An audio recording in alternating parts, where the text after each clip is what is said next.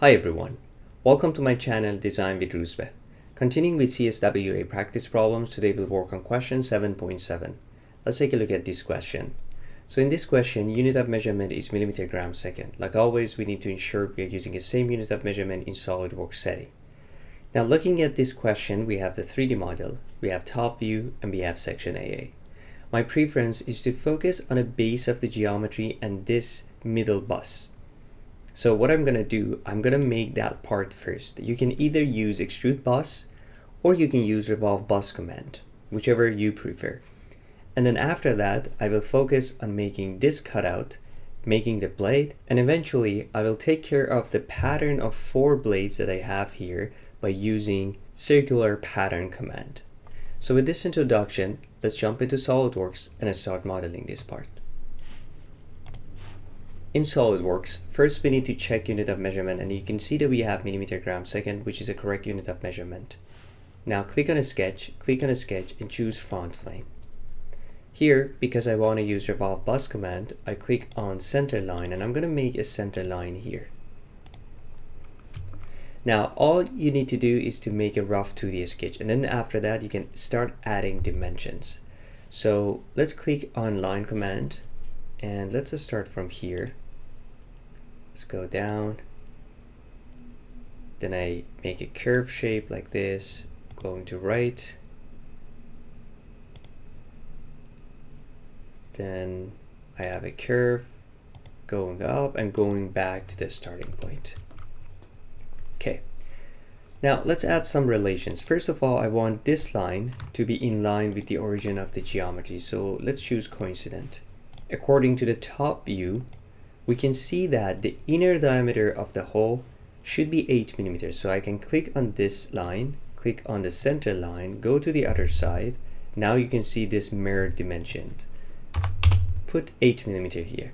Now the height of the geometry, the distance between this bottom line and the top line should be 12 millimeter. Now you can see, because the geometry is not fully defined, once I add some dimensions, sometimes we are seeing some changes in the geometry. Don't worry, you can click on this point and grab it. And same for this side. Click on this point and grab it and move it to the other side, and that's it. Now, according to section view, radius of this side should be 3 millimeter. Radius of this one should be 2 millimeter. Also, looking at the geometry, it's pretty clear that these two fillet should have the same center. So what I can do, I can click on this one, hold Control, click on the second one, and I'm going to choose concentric relation. Now, last dimension that I want to add is the overall diameter of the geometry. If you look at the top view, you can see that the diameter of the base circle is 25 millimeter. Click on the smart dimension. Distance from this line to mirrored line on the other side should be 25 millimeter.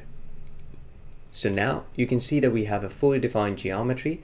We are ready to use revolve bus command. Click on feature, click on revolve bus, and SolidWorks automatically detected the axis of rotation and the contour that we have here. Click on OK, and that's it. So that's the base of the geometry. Now it's time to focus on making one cutout and one blade. Let's click on a sketch and choose this top surface. Here, click on line command and let's make a line like this. Now, because I also need this arc shape, you have two options. You can simply make a rectangle here and then cut it. That's one option. The other option is to use convert entities to convert this arc into a sketch. So I'm going to click on sketch. I click on convert entities. I click on this arc, click on OK, and now you can see that I have this sketch. All I need to do is to clean it up.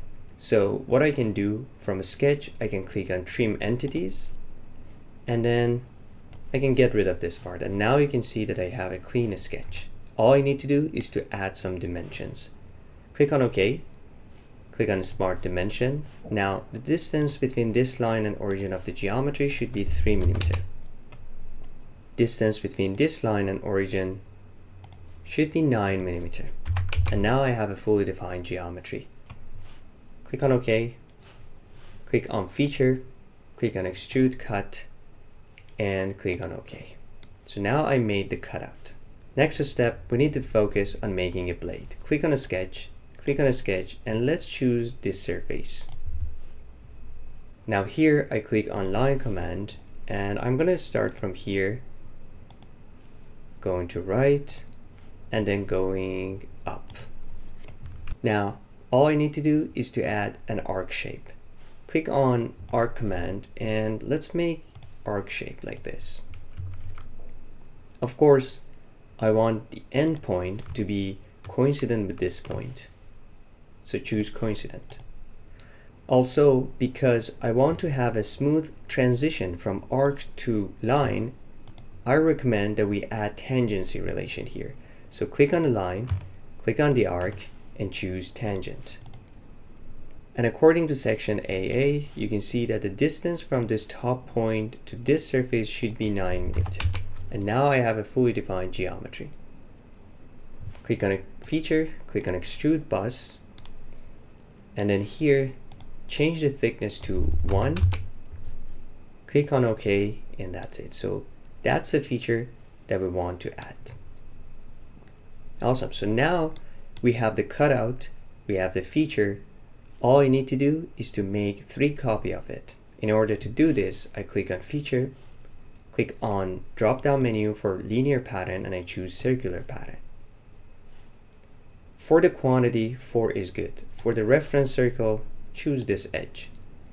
And now you can see the preview. However, we only have bus extrude 1 selected. So select this box, click on the drop down menu, and choose cut extrude 1 as well. We want to make a cutout and also add the blade. So we need to include the cutout as well. Now click on OK, and that's it. And here you can see the final geometry. So now we have the final geometry. It's time to check the volume and make sure that this geometry is correct. Let's go back to the question and check the volume. In the question, you can see the volume here. The total volume is 787 cubic millimeters. Let's go back to SolidWorks and check the volume for our model. In SolidWorks, in order to check the volume, you can click on Evaluate and then Mass Properties. And here you can see the total volume. The total volume that I have is 770.9 cubic millimeters. If you round up this number, you're going to get 771 cubic millimeters. Clearly, this number is not the same as the answer that we have in this question. However, to be honest with you, I don't see any reason that I can trust the final answer in the problem set. As you can see, the geometry is pretty much simple. We added all the required dimensions, and I believe that the discrepancy that we see here should be just a mistake in the final answer. And if you follow this page, you already know that in order to check and make sure that my model is correct, I usually recommend that we make a drawing from the file. Of course, I don't want to take up your time and make this video really long, so I made a drawing from this file, and I just want to show you the drawing that I made from this model. So let's quickly check the drawing that I made. And here you can see the drawing. As you can see, we have the top view, we have section A, and I listed all the dimensions for my model, the model that I just made. And if you compare all these dimensions with the dimensions that we have in the question, you can see that they're perfectly matching the dimensions that we have in the question, which shows the model that we have here, the model that we just made, is exactly the same as the model shown in a question. And this is another proof to show that our model is correct, and the mistake that we see here is most probably with the answer in the problem set. I hope this is clear now, but by any chance, if you know the reason why we have discrepancy, if by any chance you were able to find the correct answer in the problem set, please leave comments down below.